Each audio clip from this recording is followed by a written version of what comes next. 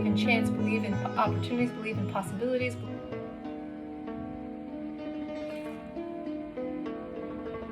Okay, we have episode number 2. You know how this goes. We pull one random passport and then one random stamp. We go there. I'll tell you a story. Last week we went to the Bahamas. Ooh, look at this little guy slip into here thinking he's not gonna be found. Gave a fair chance to all stamps. Yum, yum, yum. I'm feeling someone's pulling over here. Okay. Alright, here we go. Yes, blank. Vietnam. Oh my gosh. Wow. So we're going to Vietnam. My partner at the time and I, this was right before the pandemic happened, we moved to Vietnam, packed up bags. We decided to let's just go start life in Vietnam and see what that brings us. We went to Nha Trang, which is known as kind of like the Hawaii of Vietnam. When we arrive, it's starting to pick up the pandemic. Everyone's like, you should come home. But we're just like, we're gonna ride whatever this pandemic thing is, we're just gonna ride it here in Vietnam. First impression of Trang is these high-rises that just extend into darkness. But then the next morning we had this amazing sunrise to welcome us, and then we looked down from our apartment and a lot going on at like 5 a.m. in the morning. Cars and lots of just energy. This seems to be a town that rises early. There are people of all ages on the beach doing yoga, tai chi, working out, jogging. And I looked down and I found these people meditating on the beach. What's the first thing I do when I reach a country? I buy some local fruit. This was dragon fruit, and then made some tea. So these are actually cups that I take everywhere with me, and it's really nice to have a piece of home as you travel. And also bring books everywhere I go. My backpack's usually really heavy. And then buy local flowers. So this is what happened next. When I was up there looking down from our apartment view, I saw people doing yoga. So I just went and invited myself to do some yoga with them. Then I ran upstairs because I had to go to the bathroom. Then I took a photo from above because you can see them. I thought it was funny. Then we were off to go to a co-working space.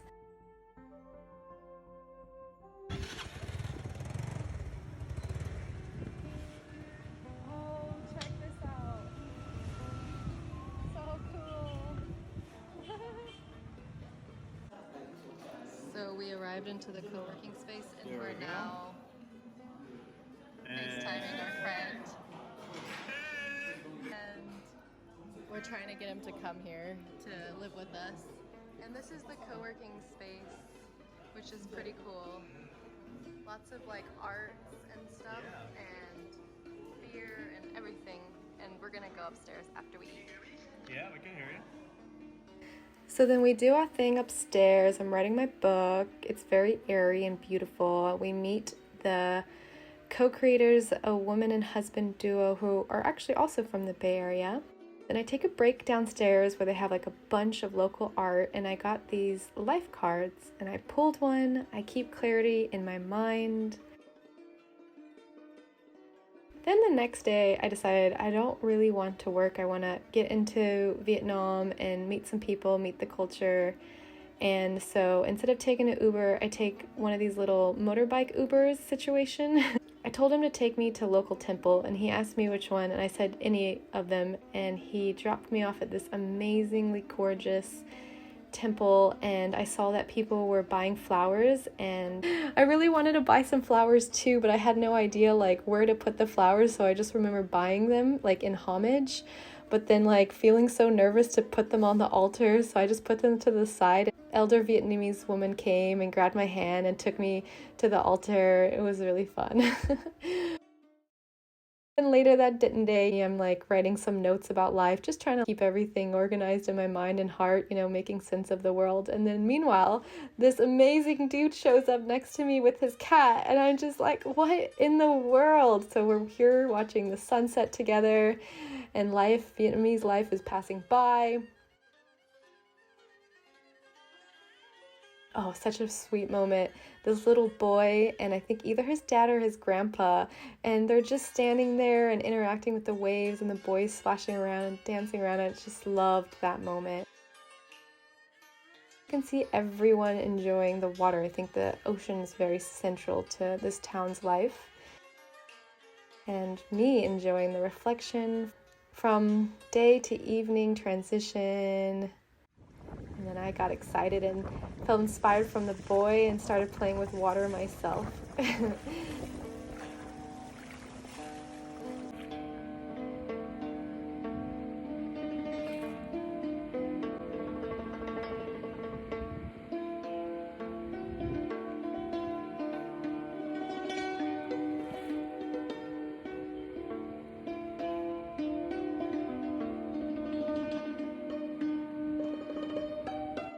The next day I pulled another life card, and I decided every day in Vietnam I would pull a life card. And so I decided to go to this little cafe, which was so sweet. Precious little cafe that had like this llama theme. So I'm sitting there, just doing my thing. Then, let's see if you can put two and two together. Why are we seeing a bunch of women with short hair? So I screenshotted a bunch of haircuts. I found a local hair salon. I've never done this before, getting my hair cut in another country, but why not? So I found a salon that had high reviews. Gonna cut this all off. Yeah, and the funny thing is this guy, it was this guy, he was just the star of the show, of that hair salon. The hair salon was his. He had been trained in Paris. He had like 15 people working for him. Someone else washed my hair. He didn't even touch my hair. He just came in, did the deed, and then left. It was hilarious, but he did such an amazing job. I was a bit concerned, but it turned out so good. It felt so good, and then I went into like super serious, crazy selfie mode. And then, check this out, fresh ice cream. So this lovely human would take fresh fruit, and then underneath it's very, very cold. So he's able to make ice cream fresh like that.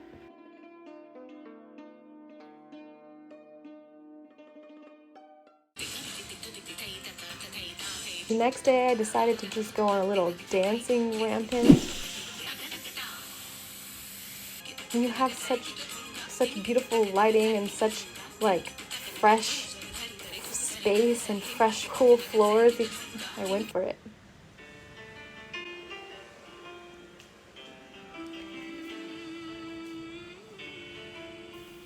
This is actually a Hindi song.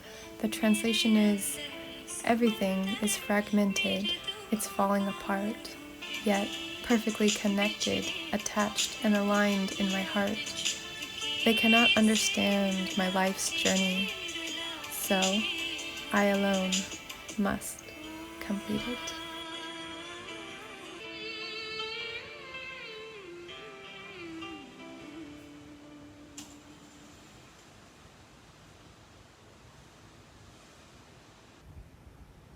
Evening came again, and you can see here, this is actually another island, and it's an amusement park, and we really wanted to go, but first we decided we needed to look for housing. So the next day we did that. So we start to go look at, houses, apartments, 1 bedrooms, 2 bedroom studios, and we're really looking for a place to settle in for a while. So we found this one high-rise that we really, really like. And we talked to the main office. They show us a few places. We're not that impressed. And then my partner and I, we go outside beach area for that apartment high-rise. My partner, he says, "I don't know why, but I feel someone here might even have a place for rent. I don't know. Let's just hang out here and see." For me, I was like, what are the chances? 6 people. One of these people is gonna own a place in that building and it's gonna have it for rent. Like, chances is like 0.0001%. But anyway, along with his intuition, I always wanted to welcome his intuition. I'm an advocate for using intuition anytime in life, especially when you're traveling. So we go along with it. The first 2 people, they didn't have a place for rent. Then another guy, and then my partner asks him, "Hey, I know this is crazy and strange, but by the way, do you have any place we can rent, you know, in that building? And that guy kind of like perks up. He might have like a newspaper, I don't know, he puts his things aside, he perks up. Actually, and then I was like, no way. What the heck? What kind of world is this right now? He's like, actually, I wasn't thinking about putting it up on the market, but I am in and out all the time, and I might just actually have some place for you. And he points to the actual place that we want. So the way the building is set up had the corner units that had all glass windows, like floor to floor, 8 corner apartments, and just like divide that by a million different apartments in that town. It was just amazing. So you know, he's like, do you want me to show you? And we're just like, so we go upstairs and he shows us the place. Master room has the corner view where it's just floor to floor. All you can see is ocean, and then there's this like white leather chair, just like you're at the helm of the sea, or the helm of the room, helm of the world. I sit in that chair and I was like, I am gonna finish my book here. I absolutely 100,000% need this apartment. So we work out some numbers, we kind of try to, you know, figure it out. It's a little bit over our budget. It's actually quite a bit over our budget. We're thinking maybe because like the manifestation was so strong and the luck and the chance feels like it's unbelievable. I'm like, there's gotta be a way we can just like work this out, figure this out. We take his number down, we thank him, and then you add another ingredient to the mix. Are you ready for this? So the ingredient is that the pandemic is getting worse. Family, news, everyone is just like, oh, brace yourself, and then our friends and family are freaking out, and we're like, we are not coming back home. So we look at a map, and where can we go around here that maybe has overall less chance of the pandemic coming? Keep in mind, this was right at the beginning. No one had any idea that this thing was going to spread globally, right? All we knew is that the pandemic was in China. So we're like, maybe we'll get a little bit further away from China. We look at this map, and we see Australia, and we're like,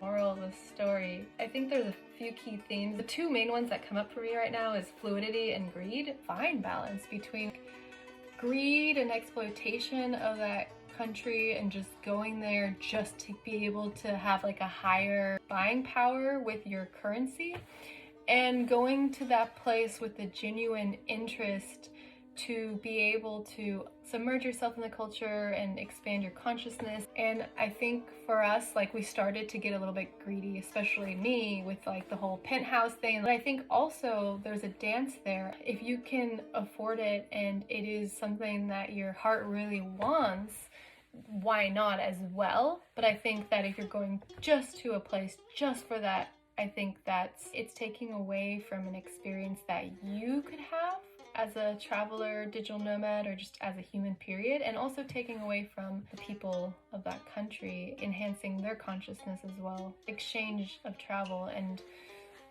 mixing of different people. And then the second thing I'll say, traveling during a pandemic is tricky, but any kind of travel requires this fluidity. There was kind of a magic to just like looking at a map and just the next day we're in a new country. Oh, and third but not least, when you travel, actually any moment, any day of life, believe in your luck, believe in chance, believe in opportunities, believe in possibilities, believe in manifestation. How in the world was that guy right there on the beach, the exact guy we needed? He was just right there, and following our intuition and not saying, no, intuition, shut up, you are crazy. No, be guided by that. There's a knowing behind the knowing that knows more than the intellectual mind. So listen to that. Hope to come back to Vietnam and I can give another story that involves a little bit more, you know, the people, the culture, but that's my story now.